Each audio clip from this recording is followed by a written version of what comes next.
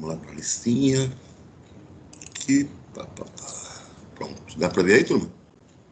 Sim. Então vamos lá. Aline? Amanda? Ana Luísa?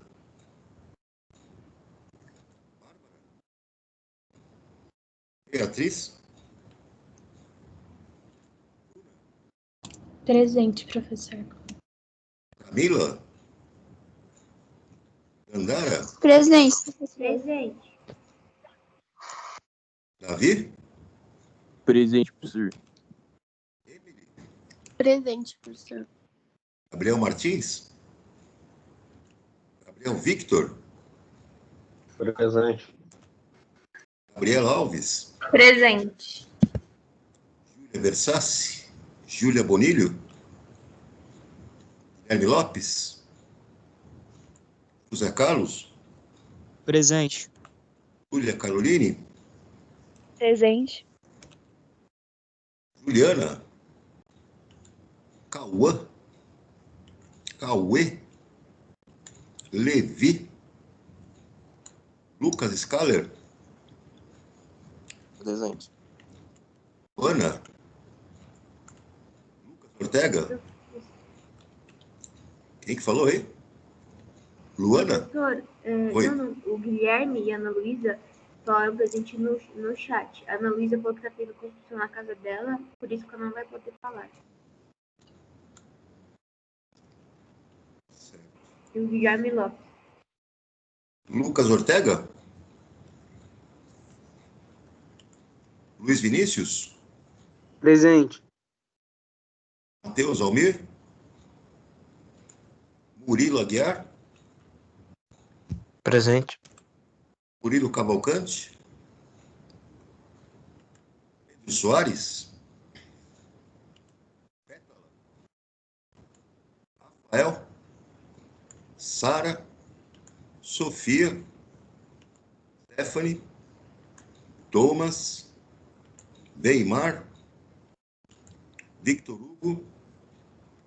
Victor Augusto? Yuri? Muito bem. Deixa eu ver aqui no... Tem mais alguém esperando um pouquinho. Só um instantinho. Beatriz. Ok. Deixa eu arrumar aqui.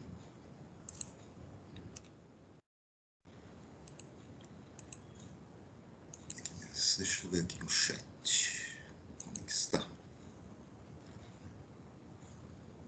Vejamos. Guilherme Lopes, Ana Luísa. Ok, todos marcados aqui, beleza.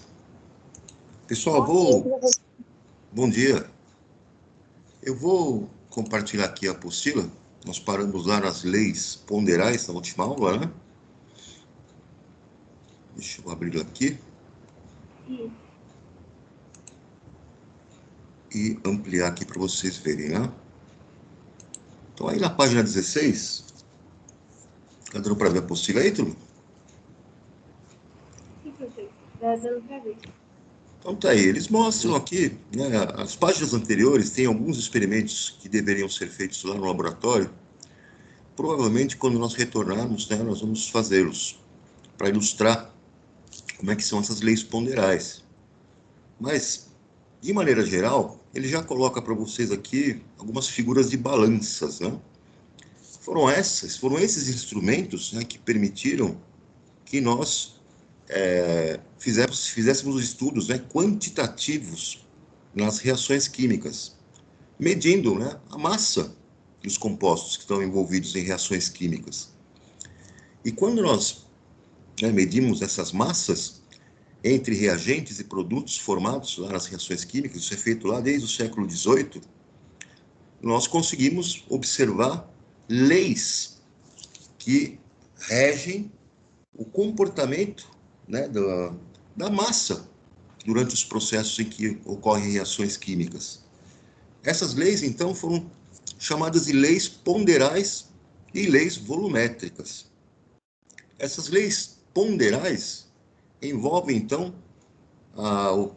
as quantidades em massa dos reagentes e produtos envolvidos numa reação. E as leis volumétricas, a lei volumétrica, na verdade, vai envolver alguns padrões de volumes de gases envolvidos nas reações químicas. Então, é bem intuitivo, porque você já tem aqui essa primeira lei que fala da lei da conservação da massa, ou lei de Lavoisier. Como vocês sabem, lá o Lavoisier cunhou aquela frase, né, famosa de que na natureza, né, nada se faz, nada se cria, tudo se transforma. Mas isso estava mais associado à massa da matéria, né? A matéria se conserva. Os átomos envolvidos nas reações químicas, presentes nos reagentes, são os mesmos átomos que vão formar os produtos. Então, a matéria se conserva. Há somente uma transformação no rearranjo dos átomos quando eles passam por um processo de transformação química. Então, isso lá em 1789, em plena Revolução Francesa, o Lavoisier já era um dos pesquisadores que faziam esses trabalhos para verificar, né, esse princípio de conservação da massa. Então, veja um exemplo que é colocado aqui sobre uma reação que envolve o óxido de mercúrio. Então, quando você pega aqui o óxido de mercúrio, que eu vou destacar aqui, HGO, o que acontece? Através de um aquecimento, ocorre uma decomposição desse óxido de mercúrio. E eu tenho a formação do mercúrio sólido, 2Hg, metálico, né? E a liberação de gás oxigênio, O2. Qual que é a sacada aqui da conservação da massa? Se você utilizou 432,12 gramas de reagente, desse óxido de mercúrio, então eu tenho a massa desses reagentes, só tem um reagente, então você pega aqui 432,12 gramas desse óxido de mercúrio. Aqueceu, há a formação dos produtos. Eu tenho 400,12 gramas de mercúrio metálico sólido formado e são liberados 32 gramas de gás oxigênio. E se você fizer a somatória da massa de produtos formados, você vai verificar que é exatamente 432,12 gramas, a mesma quantidade em massa dos reagentes. Então a massa, a matéria se conservou. O que aconteceu foi só uma transformação química, onde eu tive a formação de produtos que vão conter os mesmos átomos e, portanto, na somatória, deve ter a mesma massa de produtos formados. Tudo bem, pessoal? Tudo.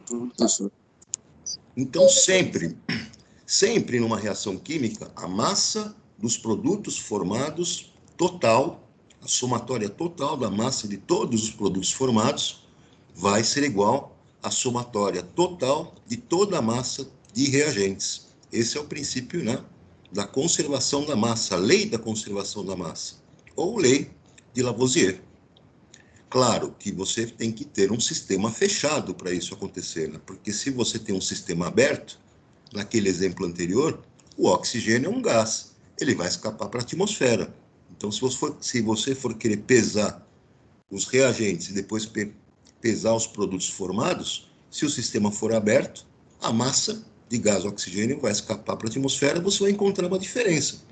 Então, sempre trabalhando com sistemas fechados, para que você não tenha entrada ou saída de gases, né? Tranquilo até aqui, turma? Tranquilo, professor. No momento não mudou nada, né? A massa dos reagentes dos produtos só separou, né? Exato. Agora vem a segunda lei ponderal, que é chamada de lei das proporções definidas, ou lei de Proust. Esse francês, né? Proust, ele percebeu que não só a massa de reagentes e produtos, né, se conservava, mas ele também percebeu que as reações químicas aconteciam na formação de produtos, né, entre reagentes e produtos, com proporções definidas. Então, nessas proporções definidas, ficou conhecida aí como lei de Proust. Deixa eu só colocar aqui o Lévy e voltar ampliando aqui.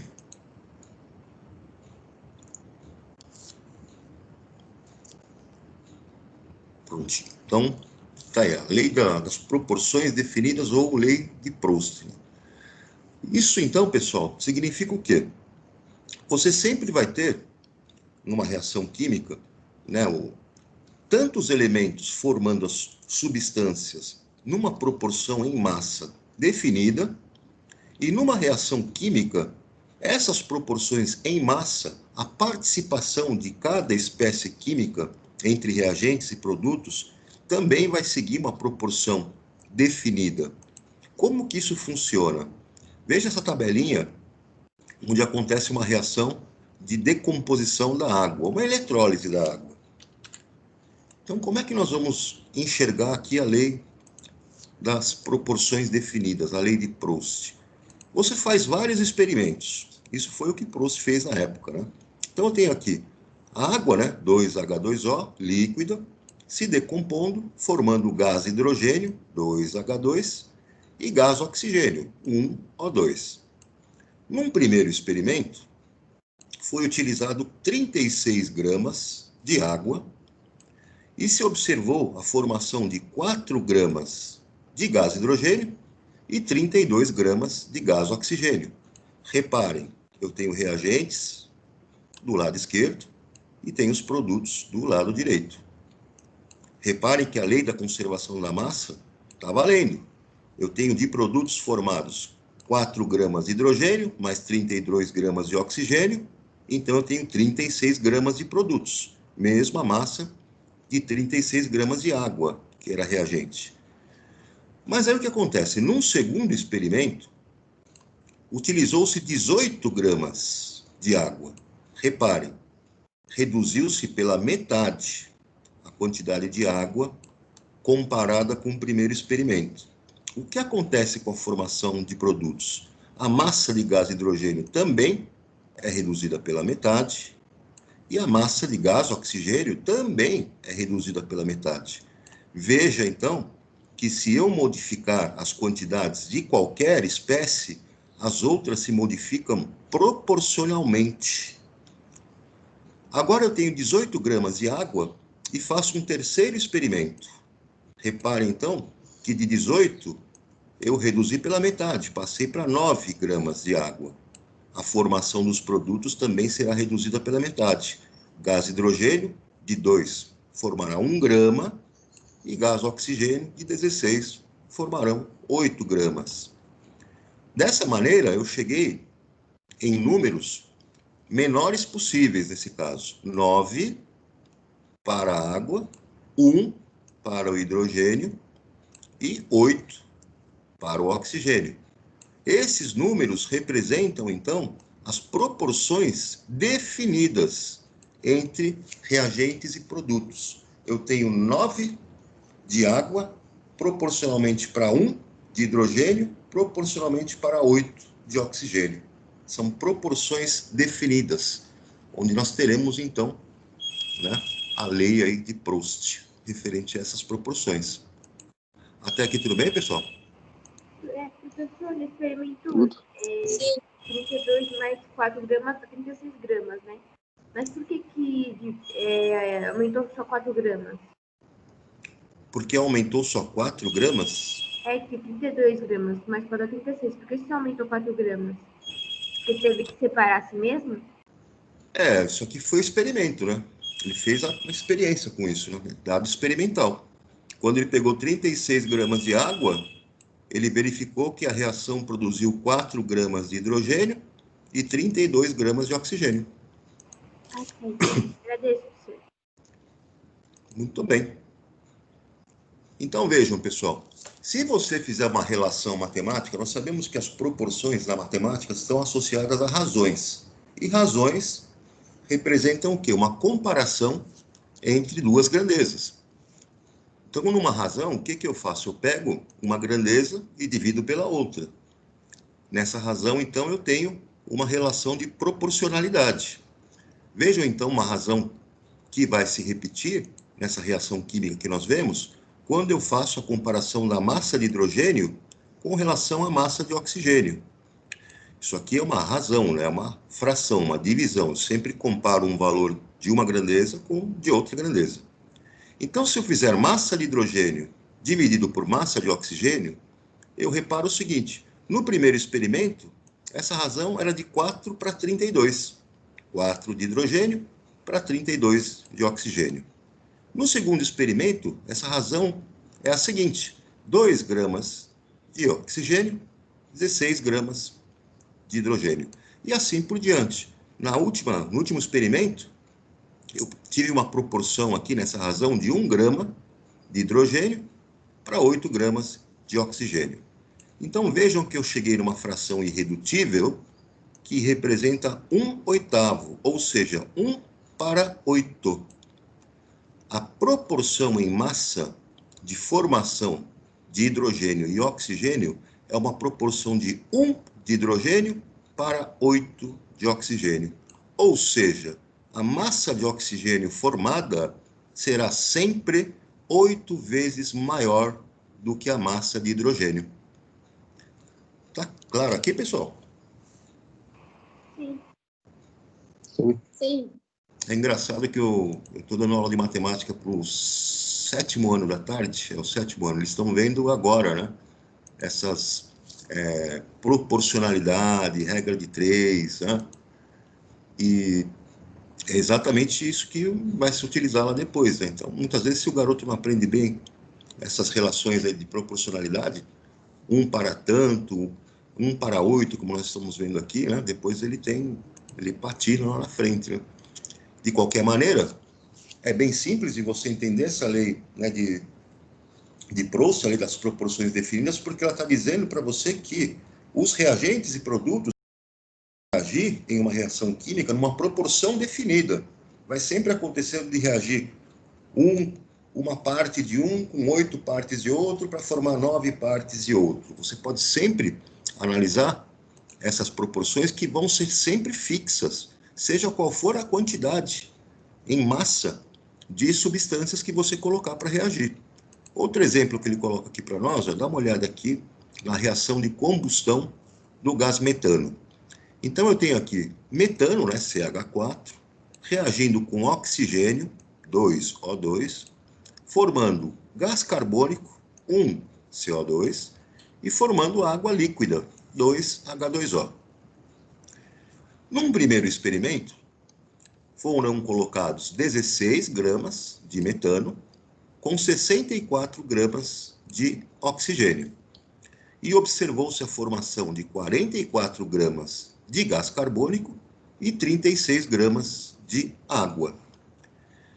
Um segundo experimento que foi feito, a quantidade de metano passou de 16 para 32. Dobramos a quantidade, então multiplicou por 2 aqui. Reparem que a quantidade de oxigênio também dobra, também é multiplicada por 2. De 64 vai para 128.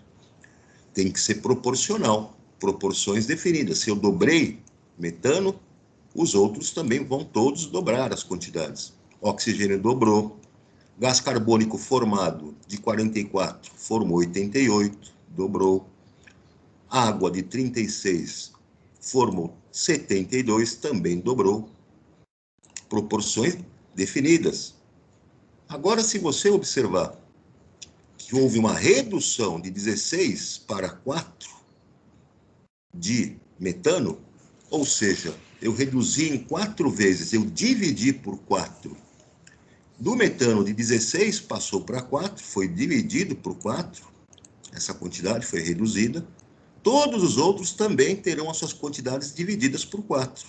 O oxigênio de 64 vai para 16, dividiu por 4. O gás carbônico de 44 vai para 11, a sua formação, dividiu por 4.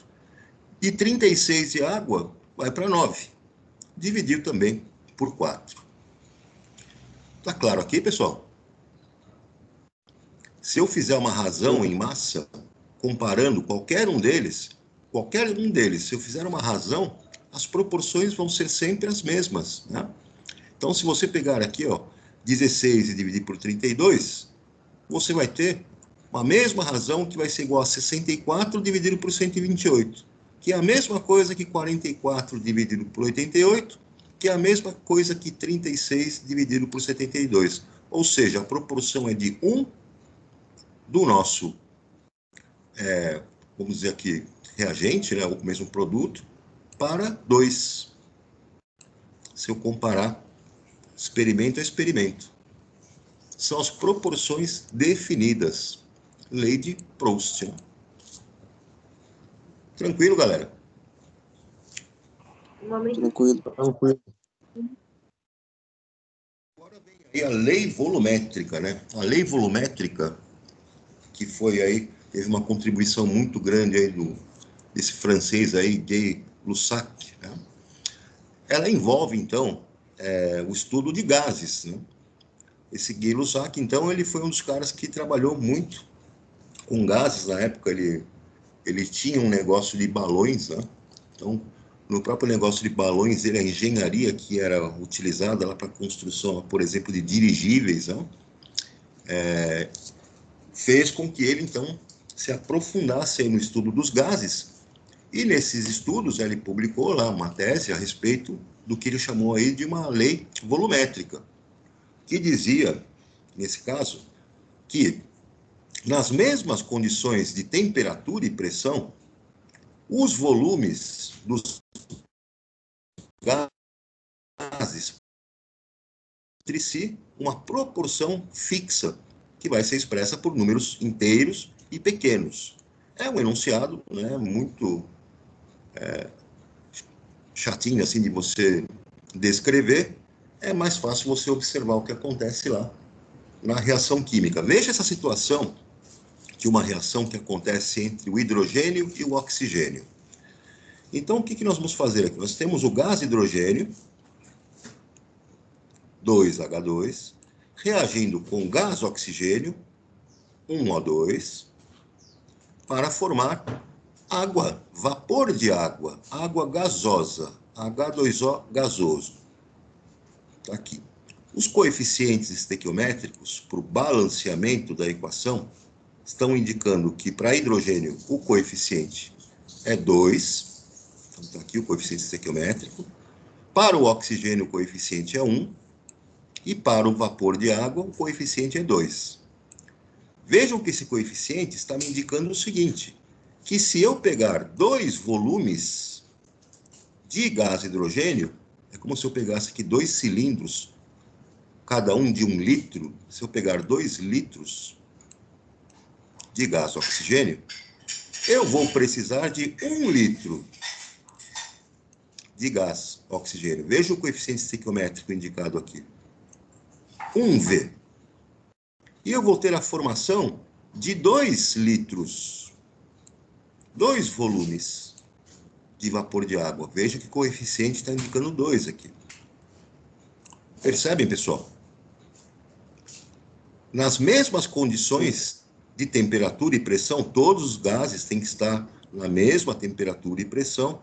Quando eles reagirem, esta proporção em volume, a proporção volumétrica, segue os números do coeficiente estequiométrico, coeficiente de balanceamento. Então, nesta situação, eu tenho 2 volumes de gás hidrogênio, vão reagir proporcionalmente com 1 volume de gás oxigênio, para formar 2 volumes de vapor de água. Tranquilo, galera? Esse volume... Tranquilo. Esses volumes vocês podem considerar em qualquer unidade. Você pode trabalhar com esse volume em litro, pode trabalhar com esse volume em mililitro, pode trabalhar com esse volume em metro cúbico. Se você colocar qualquer unidade de volume, mesmo assim, a proporção numérica, estequiométrica, entre os volumes, ela vai ser sempre a mesma. 2 para 1 para 2, em qualquer situação, desde que os gases estejam na mesma temperatura e pressão. Ok, galera? Vejam aqui uma outra situação, onde eu tenho essa tabelinha que mostra uma reação do gás hidrogênio e do gás oxigênio, de novo, né? Um exemplo. E aí, o que acontece? Nós temos a proporção em volume e a proporção em quantidade de matéria. O que acontece aqui, pessoal? A proporção em volume, os coeficientes estão me dizendo o seguinte: 2H2 para 1 de O2, formando 2H2O. Em volume, eu tenho uma proporção de 2 volumes de hidrogênio, reagindo com 1 volume de oxigênio, para formar 2 volumes de vapor de água. A proporção em quantidade de matéria segue o mesmo princípio. Qual que é esse princípio? Os coeficientes estequiométricos indicam uma proporção em mol.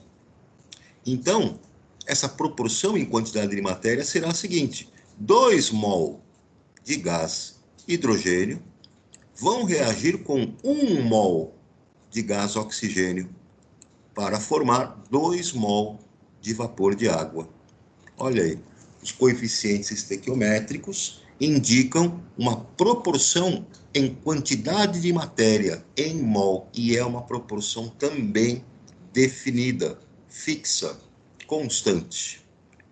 Se eu colocasse 20 mol de gás hidrogênio para reagir, eu iria precisar de 10 mol de gás oxigênio para a reação ser completa. E eu teria a formação de 20 mol de vapor de água. Isso em quantidade de matéria. Tranquilo, galera? Professor, então em volume, eu não entendi para fazer essa parte, para falar a verdade. Proporção em volume. Aqui a tabela está dizendo o seguinte: se você pegar 2 litros de gás hidrogênio, você precisa de 1 litro de gás oxigênio e você vai formar 2 litros de vapor de água. Os coeficientes do balanceamento, os coeficientes estequiométricos, indicam a proporção em volume dos seus reagentes e dos seus produtos. Isso para gases, né? Assim, depois eu entendi, agradeço, professor. Então vejam aqui, pessoal. Eu tenho nessa situação, né, um experimento que foi feito. Eu coloquei aqui 1 mol de reagente, né? Vamos dizer aqui que esse reagente não, eu coloquei 1 mol de qualquer gás, vamos dizer assim. Esse 1 mol desse gás que eu coloquei aqui dentro, N é igual a 1, a gente representa a quantidade de matéria como N, eu coloquei a 1 atmosfera de pressão e numa temperatura, né, que é de 273. Ou seja, eu estou na CNTP, condições normais de temperatura e pressão. Vejam, o volume ocupado por esse gás é de 22,4 litros. É o volume molar, volume de 1 mol de gás. Qualquer gás, nas condições normais de temperatura e pressão, vai ocupar 22,4 litros. Se eu aumentar para 2 mols essa quantidade de gás, nas mesmas condições de temperatura e pressão, o volume a ser ocupado agora por ele vai ser 44,8 litros. Dobrou esse volume, porque a quantidade de gás dobrou também. Então, daqui a gente conclui que numa reação química, como na síntese do vapor de água, reparem que eu tenho uma quantidade em volumes, né, de 2 volumes de hidrogênio com 1 volume de oxigênio. E eu vou formar 2 volumes de água. Os gases ficam misturados, né, quando você está no processo. Então, eu posso somar os volumes dos gases dos reagentes. Eu observo que eu tenho 3 volumes de gases como reagentes, e depois da reação, eu vou ter 2 volumes de gases que são os produtos. Na síntese do cloreto de hidrogênio, por exemplo, eu tenho 1 H2 gasoso mais 1 de cloro gasoso, formando 2 de HCl. gasoso. Reparem que a soma dos volumes dos gases reagentes é de 2. Tenho 2 volumes de gases reagentes e eu vou formar 2 volumes de gases que são os produtos. Tá claro aqui, pessoal? Sim, professor. Sim. Tô bem? Aqui ele descreve no mundo do trabalho aí o trabalho no químico. Depois vocês podem ler aqui a respeito disso. A diferença entre um químico e um engenheiro químico, tá aí, também me dá um textinho, e tem aqui essas atividades, né? Exercício 1, 2, 3, aí na página 20, para vocês responderem. Página 21, também, exercícios para se divertirem. E aí depois nós vamos entrar nisso aqui, que é o nosso cálculo estequiométrico. Até aqui tudo bem, pessoal? Sim. Alguma dúvida aí, alguma dificuldade? No momento nenhum, professor. Eu tenho dúvida na hora de fazer atividade, mas aí é tarde. Deixa eu pôr aqui, Vitor Augusto, tá aqui na espera. Vitor Augusto.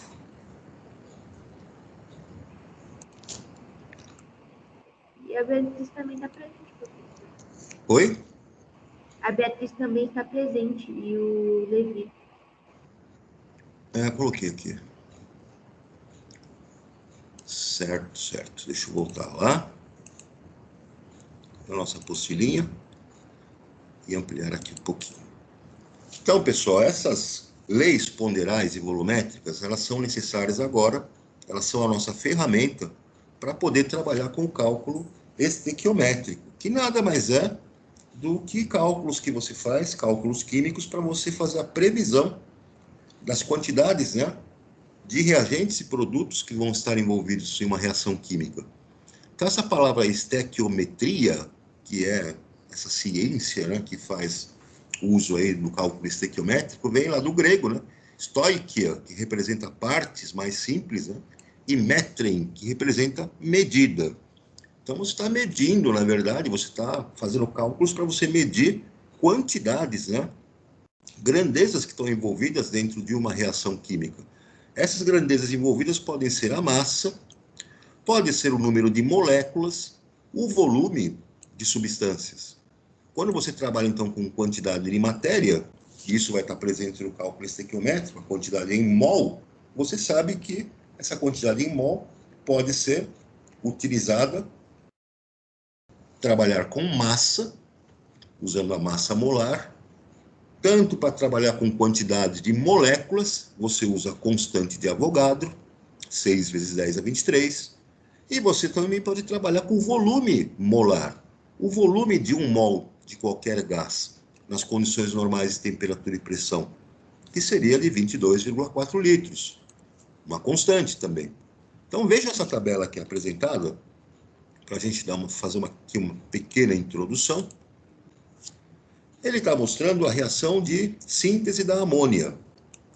Nessa reação, ele está utilizando, então, gás nitrogênio, N2, com gás hidrogênio, H2, formando gás amônia, NH3. Veja que os coeficientes estequiométricos para eles são os seguintes. Para o nitrogênio, o coeficiente é 1. Para o hidrogênio, o coeficiente é 3. E para a amônia, o coeficiente é 2.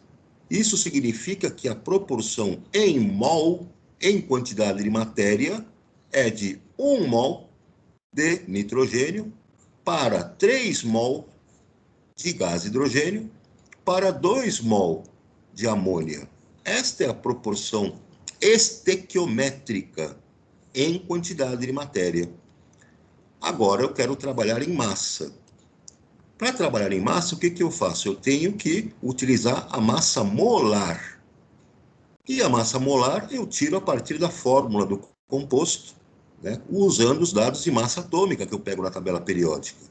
O gás nitrogênio, por exemplo, N2, cada nitrogênio tem 14, então a massa de 1 mol dele é de 28 gramas. Então vejam, 1 vezes 28, porque a proporção dele é de 1 mol. Já o gás hidrogênio, Cada hidrogênio tem uma massa atômica de 1. A molécula dele tem 2 átomos de hidrogênio. Então, a massa de 1 mol de hidrogênio é 2 gramas.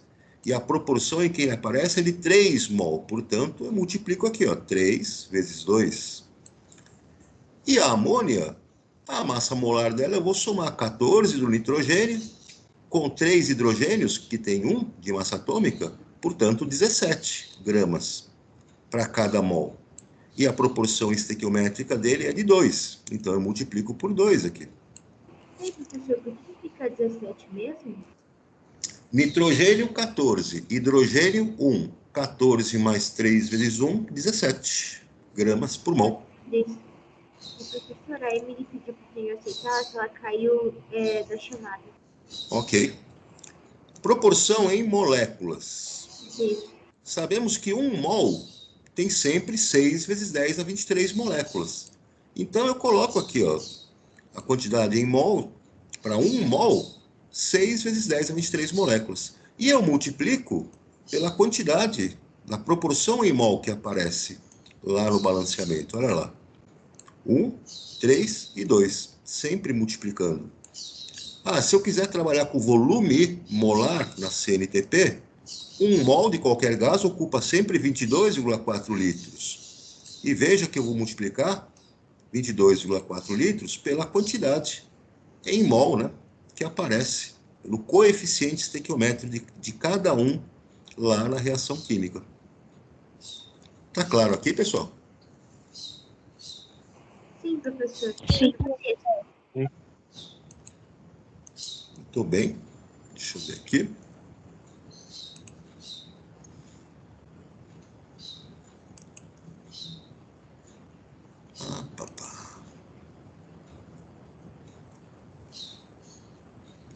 Ok.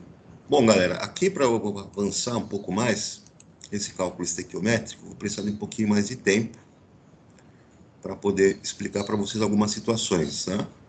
O que vocês vão fazer, então? Aqueles exercícios que eu passei, aqui na página 20 e página 21, vocês podem fazê-los, né? Exercícios da página 20 e 21. Depois a gente retoma a correção deles e dá sequência aqui no cálculo estequiométrico. Beleza? Beleza. Beleza. Senão vai ficar muito conteúdo aí que vai parar no meio do caminho, não é muito legal, não. Próxima aula nós voltamos, corrigimos esse exercício e damos sequência aí no cálculo estequiométrico. Então, vou dar um descansinho para vocês a mais hoje. Beleza, galera? Beleza, professor. Tá bom, professor. Beleza. Pessoal, um abração a todos, se cuidem, fiquem com Deus e até o nosso próximo encontro. Até, professor. Tenha um ótimo Tchau, professor. Até. Tchau, galera. Bom dia a todos. Um abração. Tchau, tchau. Professor. Tchau. Tchau, tchau.